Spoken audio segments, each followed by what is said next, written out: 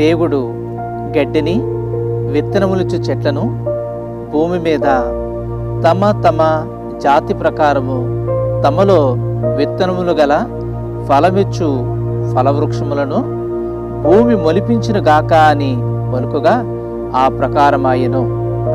దేవుడు, ఇదిగో భూమి మీదనున్న విత్తనములిచ్చు ప్రతి చెట్టును, విత్తనములిచ్చు వృక్షములు గల ప్రతి వృక్షమును మీకు ఇచ్చి ఉన్నాను, అవి మీకు ఆహారమగును.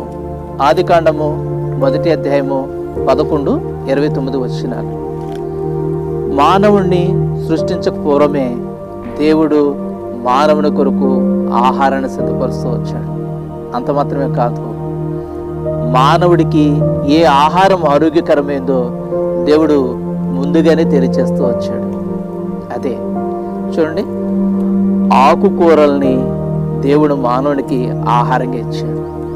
ఎంతమంది అయితే ఈ ఆకుకూరలు లేకపోతే కూరగాయలు తింటున్నారో వారందరూ మంచి ఆరోగ్యం కలిగిన వారుగా ఉంటూ ఉన్నారు. చూడండి, మాంసాహారులు ఉన్నారు, మరి వారిలో ఎక్కువ మంది కొంచెం అనారోగ్యానికి గురయ్యే పరిస్థితులు ఉంటూ వచ్చాయి. కారణం ఏంటంటే, మానవుడిని నిర్మించినప్పుడే మానవుడికి ఎటువంటి ఆహారం కావాలో ముందస్తుగా దేవుడు నిర్ణయించాడు. అటువంటి ఆహారాన్ని మానవుడికి దేవుడు ఇస్తూ వచ్చాడు.